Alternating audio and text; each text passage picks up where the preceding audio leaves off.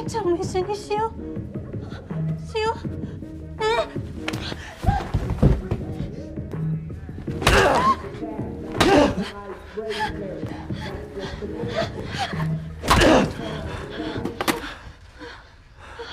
Cerita diawali dengan sebuah narasi yang menceritakan tentang sosok pria misterius yang biasa menerima jasa membunuh tanpa pungutan biaya, di mana syarat untuk menggunakan jasa itu, si pemohon hanya perlu menyimpan kertas permintaan ingin membunuh dan menyimpannya di bawah box telepon, maka sosok itu otomatis akan datang untuk menanyakan siapa target yang ingin dihabisi.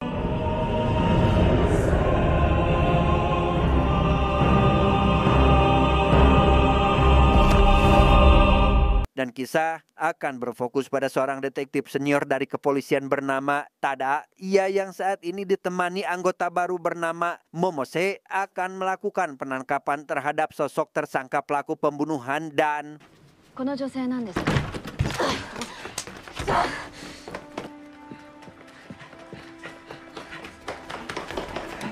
Sempat terjadi kejar-kejaran dengan si tersangka, Tada dan bawahannya pun berhasil menangkap pria itu dan langsung membawanya ke kantor polisi.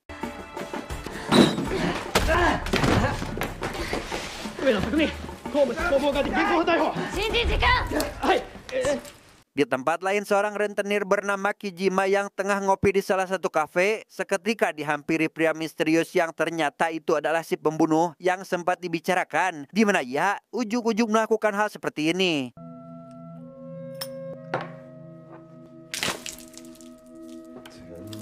Kijima yang kesal pun tentu langsung berdiri untuk memberi perhitungan. Namun saat menatap matanya, ia terkejut saat melihat mata pria itu bersinar dan cukup membuatnya ketakutan. Di tengah kepanikan, si pria yang membawa tawon di dalam toples langsung membuka toples tersebut agar tawon menyerang Kojima sehingga...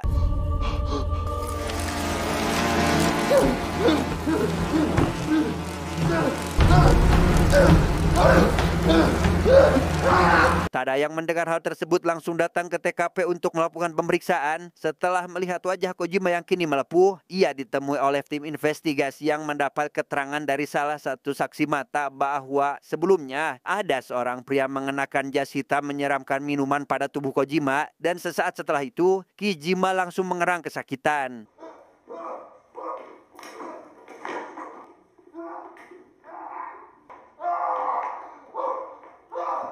Saat memeriksa CCTV, Tada dan tim investigasi sama sekali tidak melihat tawon yang sebelumnya telah menyerang Kijima. Entah apa yang telah terjadi, Tada dan yang lain pun tidak bisa langsung menyimpulkan bahwa si pria misterius adalah tersangka karena tidak adanya bukti fisik atau kekerasan terhadap Kijima ini.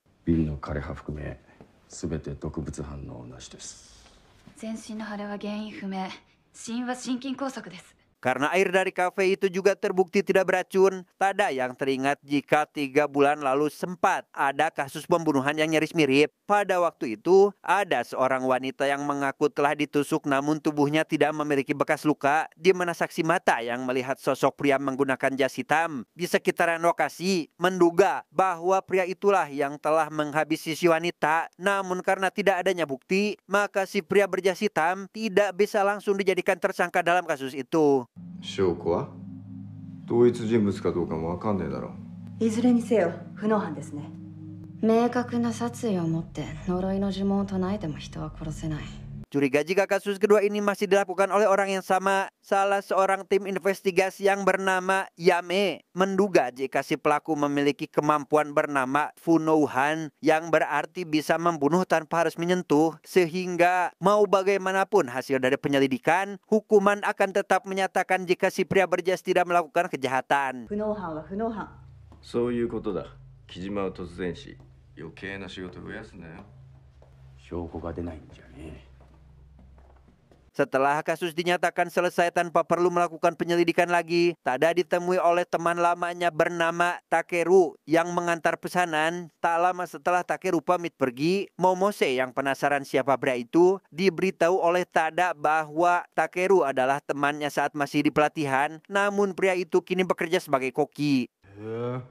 美女が本当に力になってあげたんですね。まあそういうことになるかな。 Sejenak kita akan dialihkan pada seorang kepala keluarga bernama Ken. Saat ini ia baru pulang kerja dan disambut hangat oleh sang istri. Kehangatan itu seketika buyar saat si istri melihat Pak RT mengintip dari luar.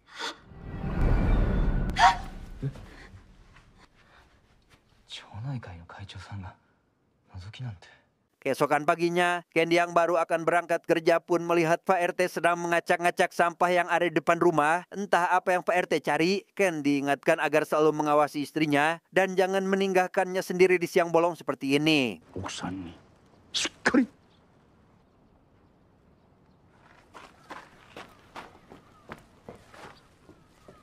Sepulangnya bekerja, Ken yang mendapati sang istri tengah bersedih sangat dibuat terpukul saat mendengar jika Pak RT telah masuk ke dalam rumah dengan melakukan hal yang tidak boleh kepada istrinya, sehingga Ken yang tentu tidak terima akan hal itu langsung mendatangi Pak RT saat itu juga. Namun Pak RT yang seolah mengetahui keburukan istri Ken justru mengancam balik akan melaporkan si istri ke kantor polisi. 奥さんも全部喋らないといけない。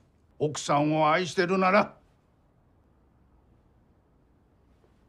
Karena sang istri juga menyarankan agar tidak melibatkan masalah ini ke pihak berwajib, Ken yang juga setuju akan hal itu diam-diam mencari informasi dari internet terkait sosok pembunuh yang dianggap mitos, namun benar adanya. Dan tebak kemana Ken pergi untuk meminta tolong?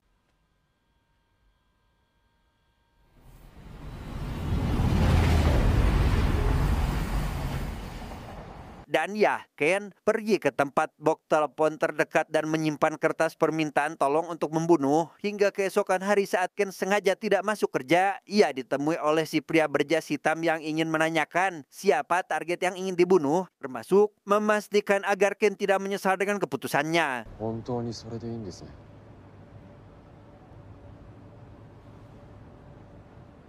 Berlokasi di area taman yang minim pengunjung, si pria berjas pun langsung menemui target yakni Pak RT yang akan dihabisinya. Sama seperti yang dilakukan pada Kijima, ia menggunakan sugesti atau semacam hipnotis yang dapat memengaruhi mental si target dan そんなもの飲んで。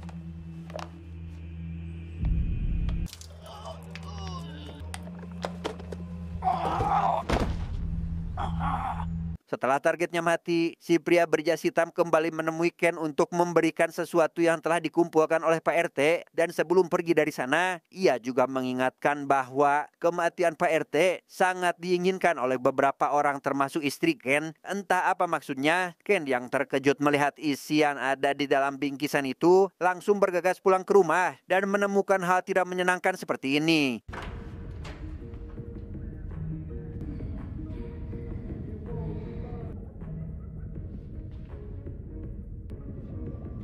Dan ya, Ken baru mengetahui kebusukan istrinya yang suka make dan main laki-laki. Hal itu tentu membuatnya kecewa karena telah dikhianati. Disinilah si istri akhirnya jujur bahwa ia telah berbohong soal Pak RT yang melakukan hal yang tidak-tidak. Sehingga Ken yang tak terima dibohongi pun langsung mengambil asbak kaca dan... ケンちゃんも一緒にしようしようね。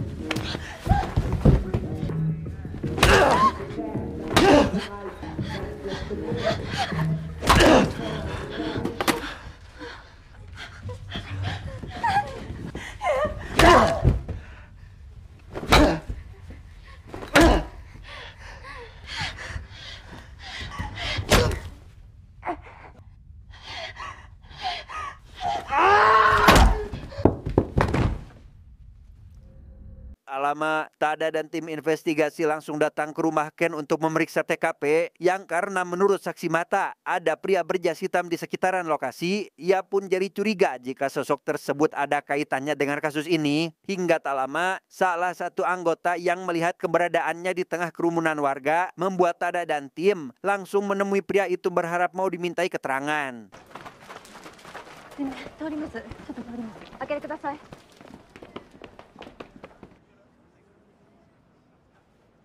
Di ruang interogasi itulah kita akhirnya akan mengetahui nama asli si pria berjas hitam yang ternyata adalah bernama Usubuki Tadashi. Kita panggil saja Usobuki. Tapi meski namanya sudah diketahui, pihak kepolisian tetap tidak menemukan latar belakang seperti asa mana dan siapa, sehingga Yame dan Tada yang bertugas melakukan interogasi langsung membuka pembicaraan inti, yakni apakah Usuboki terlibat pada kasus kematian yang akhir-akhir ini terjadi. そう言えばいいですか。それとも首でもくくりますか。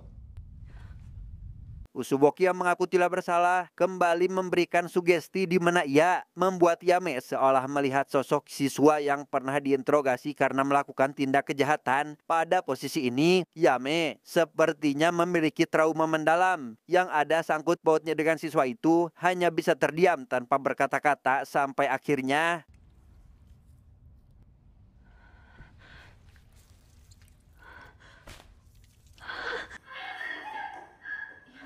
karena tidak ada bukti yang kuat, Usuboki dipersilakan pulang sementara kasus dinyatakan murni kematian biasa. Momose yang penasaran terkait apa yang dialami oleh Yame diberitahu oleh Tada bahwa belum lama ini Yame telah menangkap siswa yang diduga melakukan pelecehan hingga siswa itu bundir tak lama setelah ia dipenjara. 勝村さんの息子だったの。何らかの方法でそのことを知って嫁さんの心に揺さぶりをかけたんでしょうね。 Yame sendiri saat ini sudah ada di rumah dan merasa kurang enak badan, dan tepat saat sedang mandi, ia yang tampaknya masih dalam pengaruh sugesti pun kini makin dihantui rasa bersalah karena jadi penyebab si siswa mati sampai akhirnya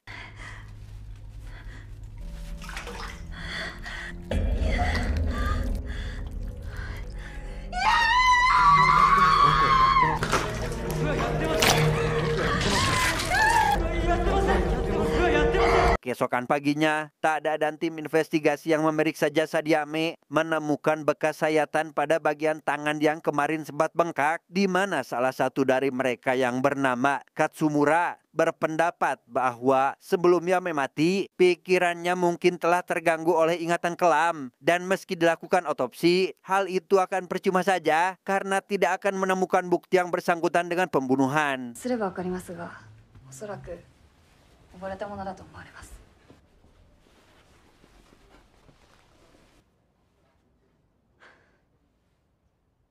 Dalang dibalik kasus kematian kali ini, rupanya dilatar belakangi oleh Katsumura yang ternyata adalah ayah kandung dari si murid yang bundir dalam penjara. Ia yang menyimpan dendam mendalam pada Yame pasca kehilangan putranya, diam-diam meminta jasa Usobuki untuk menghabisi wanita itu yang tanpa Katsumura sadari, dirinya juga masuk dalam sugesti dan 勝村さん。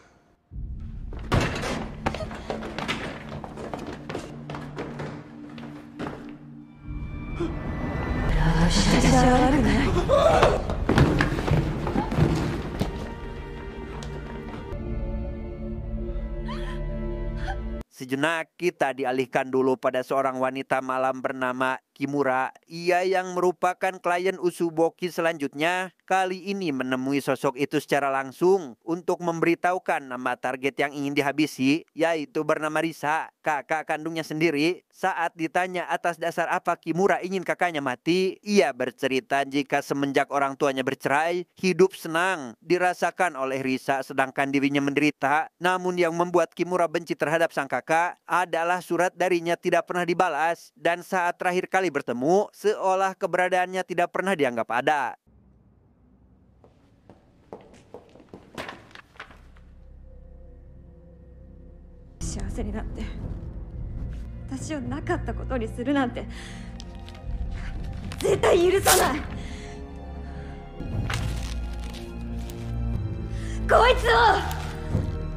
Tanpa buang waktu, Usobuki langsung menemui Risa tepat saat wanita itu akan pergi ke suatu tempat. Ia yang membaluri tangan kanannya menggunakan oli, mengingatkan Risa bahwa mementingkan diri sendiri hanya akan membuatnya lebih cepat mendekati kematian dan...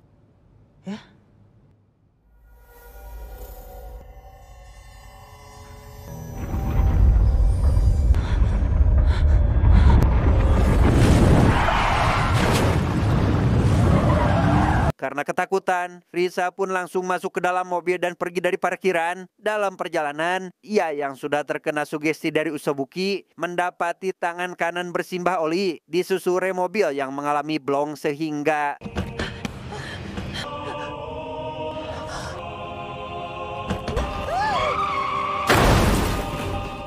kembali pada Tada yang saat ini ada di restoran tempat Takeru bekerja. Ia yang tengah asik ngobrol terkait Momose yang masih baru di kepolisian. Pembicaraan mereka seketika terhenti oleh pelayan senior resto bernama Sakurai yang mengantarkan bonus makanan gratis untuk dicicipi oleh Tada. 本当僕ひどかったですもんね。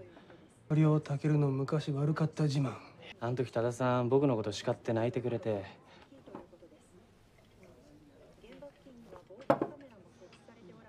Karena kebanyakan minum, Tada yang tak tahan ingin ongkek pun memilih turun dari taksi. Tak lama, ia dihampiri Usobuki yang seketika melakukan sugesti dan menusuknya menggunakan pisau mainan. Di mana itu, rupanya sengaja Usobuki lakukan untuk mengetes apakah Tada akan terpengaruh oleh kemampuan yang dimilikinya.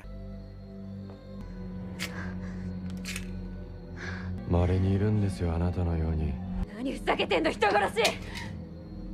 Karena Usobuki tidak dapat mempengaruhi pikiran Tada, ia yang menganggap jika wanita itu berbeda dengan manusia pada umumnya, menganggap Tada sebagai satu-satunya orang yang berpotensi dapat menghentikan aksinya dalam melakukan pembunuhan. Dan karena Tada penasaran apa tujuannya, Usobuki memberitahu bahwa dirinya tidak pernah memiliki niatan untuk menghabisi nyawa orang lain jika saja tidak ada manusia yang meminta bantuannya.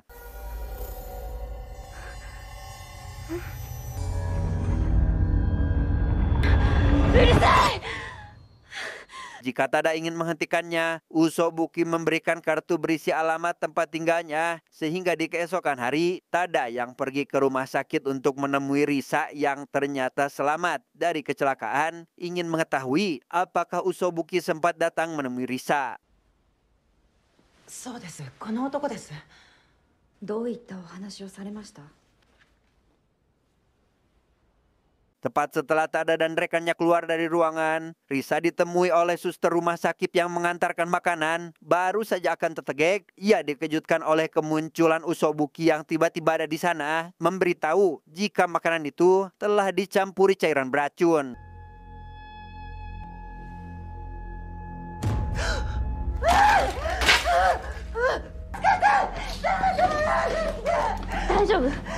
Sementara Tada dan rekannya mencari Usobuki, Risa yang juga dihampiri sang pacar dan perawat tadi ingin mereka tidak datang menemuinya. Namun saat melihat sang pacar yang tampak mesra dengan si perawat, ia yang masih dalam pengaruh sugesti pun tidak dapat membendung emosi dan langsung menghabisi si pacar menggunakan gunting.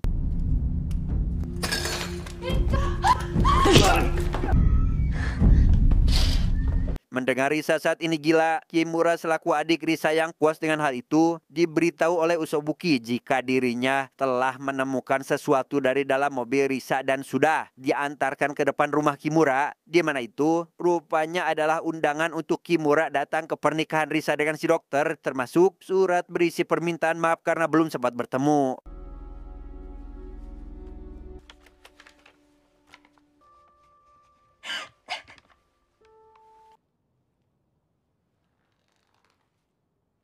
Sementara Kimura memilih bundir karena menyesali perbuatannya, kita akan dibawa ke tempat lain di mana Momose tengah makan di salah satu restoran. Ia yang mendapati ada seorang pelanggan melakukan KDRT terhadap istrinya sendiri, langsung menghentikan perselisihan. Tepat saat ada pria misterius yang meletakkan sebuah bom di depan tempat itu dan...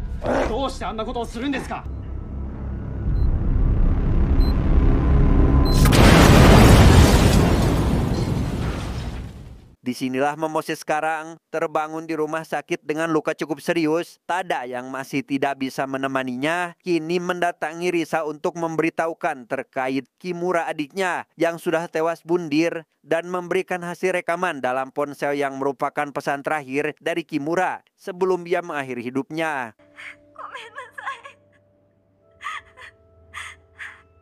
妹の木村優さんが自殺されたようです。Isi dari pesan suara tersebut, Kimura ingin meminta maaf karena telah meminta bantuan Usobuki untuk membuatnya celaka tempo hari, yang karena Risa malah nyeleneh atau melenceng jauh dari inti permasalahan. Tada dan salah seorang rekannya itu pun langsung membawa Risa ke rumah sakit jiwa untuk dicek, yang karena dokter mengatakan mental Risa terganggu. Untuk kedepannya Risa harus melakukan pengecekan rutin ke tempat itu.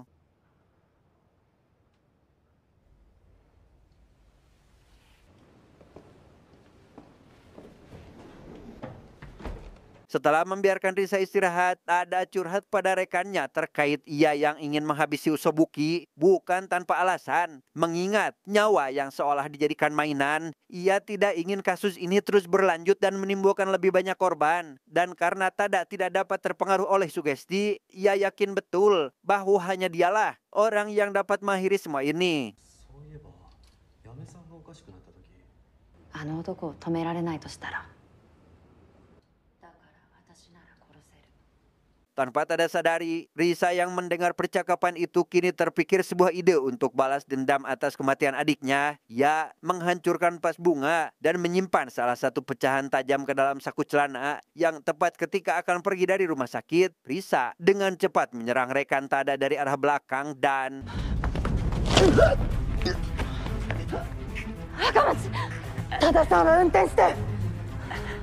Tak ingin rekannya mati, Tada tidak memiliki pilihan kecuali harus mengikuti keinginan Risa. Ia diam-diam mengirimkan pesan darurat ke kantor pusat dan langsung pergi ke tempat Usobuki berada bersama dengan pihak kepolisian yang akan menyusul. ただに何かあったらしい。応援頼む。車両を回してくれ。 Setibanya di tempat tujuan, Tada CS langsung bertemu dengan Usobuki yang seolah mengetahui akan kedatangan mereka. Risa yang ingin Tada menghabisi pria itu, jalannya dipermudah oleh Usobuki dengan memberikan pisau untuk Tada gunakan. Namun karena tidak memiliki alasan kuat untuk membunuh, Tada tentu tidak bisa melakukan hal itu sebelum Usobuki dinyatakan bersalah atas kasus kematian yang sedang terjadi. 違う違う、こうじゃない。 Tanpa banyak pikir, Risa segera mengambil salah satu pisau dan menentengnya tepat pada bawang Usobuki. Ia sengaja bundir di depan sosok itu dan membiarkan pisau tersebut dipegang oleh Usobuki agar pihak kepolisian kali ini dapat menjadikan pria itu sebagai pelaku.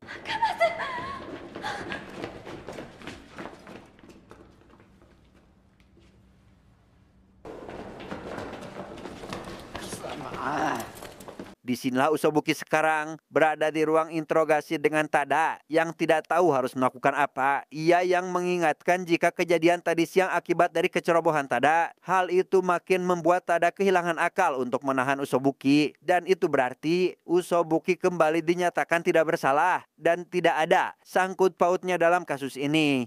夢原リサは自分の首を切ってこの男に刃物を渡しました。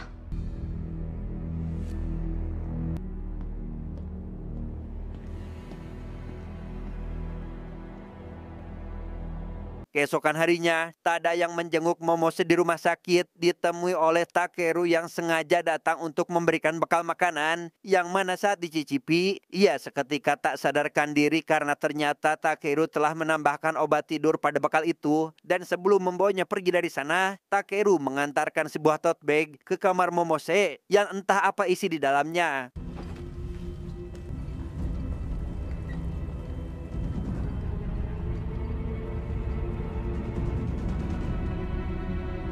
Setelah Tada kembali sadar dari pingsan, Takeru langsung memberikan alasannya melakukan ini bahwa ia ingin balas dendam terhadap Tada. Karena alasannya berhenti dari pelatihan dulu adalah karena tak kuat mental oleh Tada yang suka merendahkannya. Takeru telah menyiapkan ini semua dari jauh-jauh hari, dimulai dari melakukan pengeboman di beberapa titik. Sehingga jelas jika Takeru tidak lain dan bukan adalah pelaku pengeboman waktu itu. 壊れちゃう様って綺麗だよね。すごい綺麗な表情を見せてくれると思ったんだ。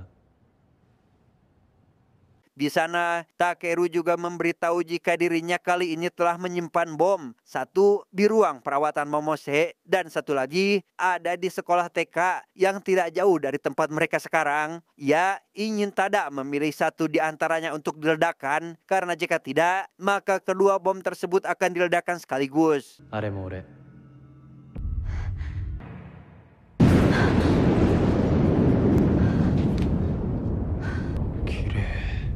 Di tengah keputusasaan, datang sosok yang tidak diduga kedatangannya yaitu Usubuki. Entah apa tujuannya datang. Takeru yang rupanya sempat menggunakan jasa pria itu untuk menghabisi Kejima, jujur terkait alasannya ingin Kejima mati, yaitu karena dirinya memiliki banyak hutang dan tak sanggup untuk melunasinya. ボランティアの殺し屋に頼んで片付けてもらおうかなって思って木島に金借りたんだけど返すつもりもないから Karena dirasa tidak membutuhkan jasanya lagi, Takeru yang kali ini berniat menghabisi Usubuki tidak bisa berbuat apa-apa saat terkena sugesti. Ia dibuat terkejut saat mengetahui tujuan pria itu datang yang ternyata memang akan membunuhnya atas dasar permintaan dari Sakurai yang tidak menyukai Takeru karena sering terlambat bekerja.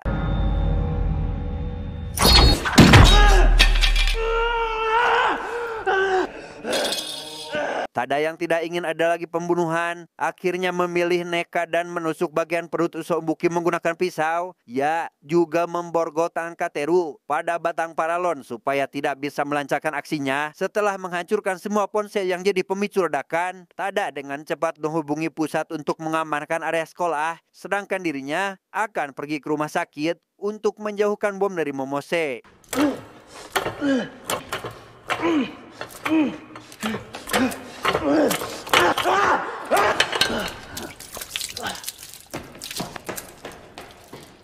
Tanpa disadari, Takeru berhasil lolos dan pergi ke rumah sakit untuk meminjam telepon umum. Ia yang berniat meledakkan bom sebelum Tada memindahkannya, berusaha sekuat tenaga untuk meledakkan bom tersebut, tetapi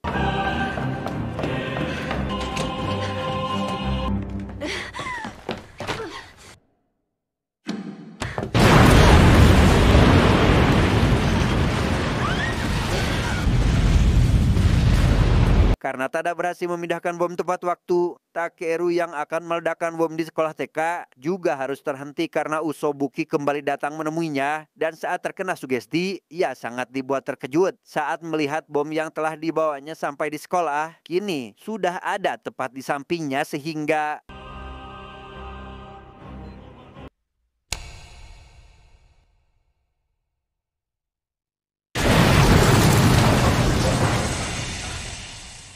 pada kenyataannya, ledakan yang terjadi barusan tidak lebih dari hanya penglihatan Takeru yang terkena sugesti. Dan setelah ketegangan ini berakhir, Tada akhirnya bisa bernapas lega saat mendapati Momose mulai sadarkan diri dan tinggal menunggu waktu sampai rekannya benar-benar pulih. Yo. Okaeri.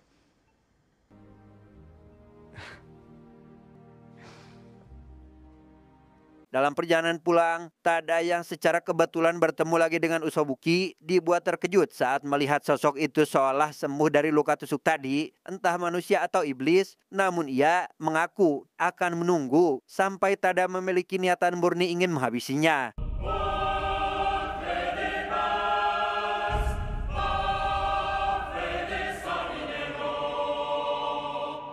Tamat, endingnya sangat membagongkan.